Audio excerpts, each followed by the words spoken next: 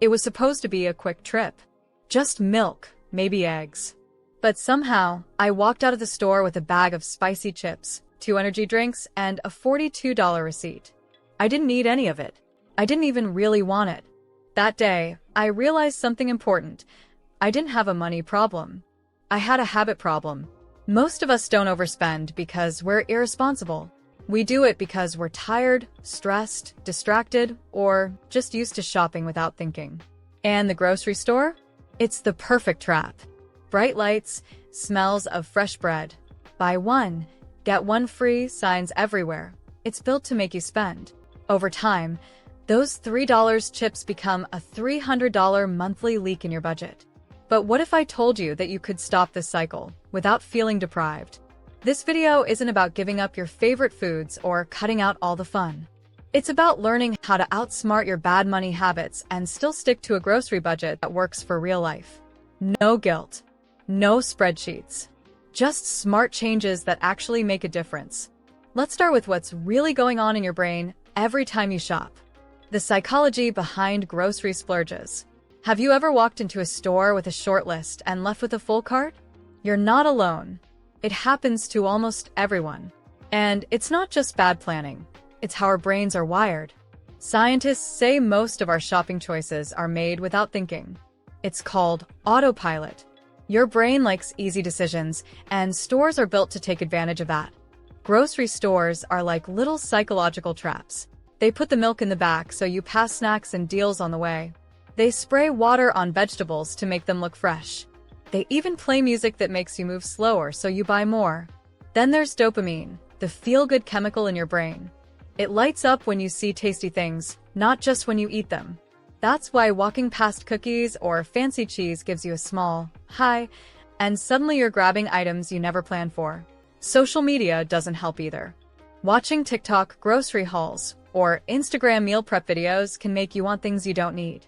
Understanding this is powerful, because once you know what's really going on, you can take back control without feeling bad about it. Number 1. Micro-habit engineering. Not willpower, but design. Most people think the only way to stop overspending is to have more willpower. But here's the truth. Willpower is like a battery, it runs out. The real trick? Change your environment, not your strength. This is called micro-habit engineering. You don't need big changes. You just need small, smart tweaks to your routine that help you make better choices without thinking too hard. Listen before you shop. Play calming music or a money podcast on the way to the store. It lowers stress and helps you stay focused. Start at the frozen section. Most people overspend at the end of their trip when they're tired. By flipping your shopping order, you avoid that whatever, throw it in moment. Use a hand basket instead of a cart. You'll be forced to carry less, which makes you think harder about what really matters. Try the one treat rule. Let yourself buy one fun item, just one. This reduces the feeling of missing out, which often leads to binge buying. Remember, you don't need to be perfect. You just need to set things up so that smart choices become the easy ones. That's how habits truly change. Meet Jay and Mia, a couple in their late 20s who used to eat out almost every other day. One month, their bank account hit zero just 2 days after payday. That was the wake-up call. They decided to try a challenge. 30 days, a $60 per week grocery budget, and no takeout at all. At first, it was tough. They were used to ordering food when they felt tired or bored.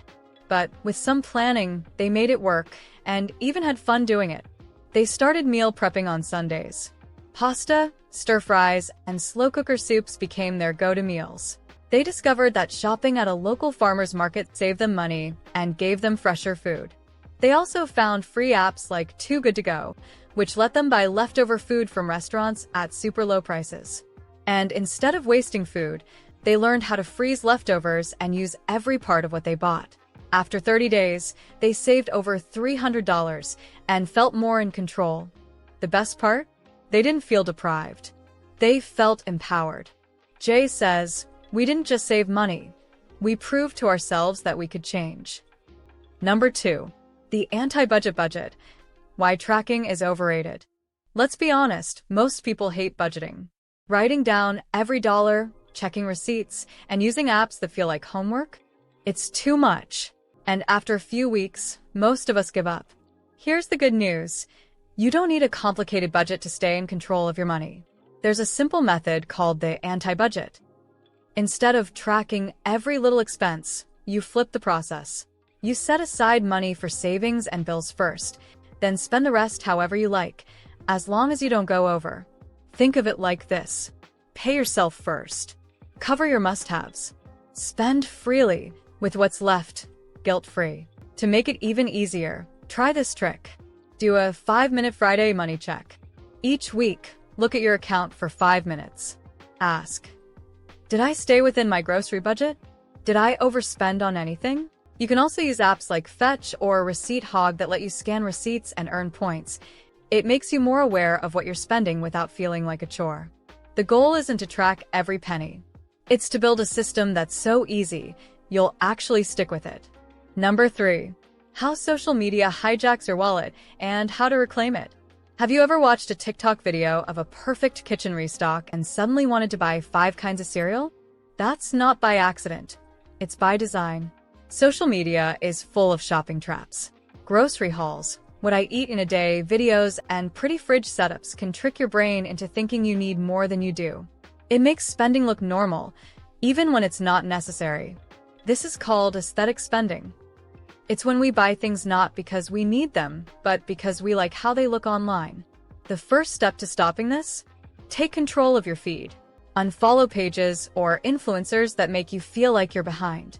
Follow people who talk about smart money choices, not just pretty stuff. Limit scrolling before shopping.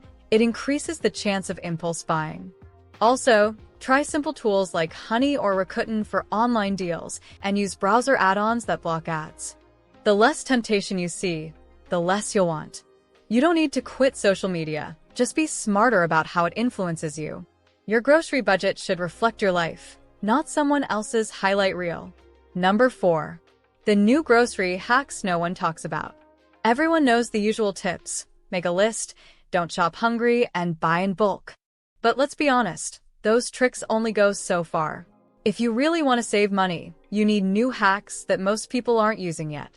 Here are smart, modern ways to save on groceries without cutting quality. Pause a subscription. Skip 1 month of Netflix or Spotify and move that $10 to $20 to your grocery budget. It's a small change, but it adds up fast. Join a food co-op or CSA. These are community food programs where you get fresh fruits, vegetables, and pantry items for cheaper prices. You often support local farmers, too. Use digital foraging apps. Some apps let people in your area share extra food for free. You can also try flash food for deals on soon-to-expire items at grocery stores. Shop at the right time. Go in the evening or early morning. Stores often mark down meat, bread, and produce at these times to clear shelves. Use scan-as-you-shop tools. Many big grocery stores let you scan items as you go. This helps you keep track of your total and avoid checkout surprises. Check out community fridges. These are free public fridges in some neighborhoods where you can take or leave food. It's all about sharing and reducing waste. Try 1 or 2 of these and watch your grocery bill shrink without losing variety. Remember that $3 bag of chips? It wasn't about the snack. It was about a pattern, one that many of us follow without thinking. The truth is, most of us don't overspend because we're lazy or bad with money. We overspend because life is busy, stressful, and full of little temptations. And that's okay. The goal isn't to be perfect. It's to be aware and to make smarter choices 1 step at a time. You've now seen how your brain works in the store, how small changes beat willpower, and how to fight back against social media pressure. You've learned new hacks that most people haven't even tried yet. More importantly, you've learned this. You are in control. Don't feel bad about past mistakes. Use them as lessons. Every grocery trip is a chance to practice.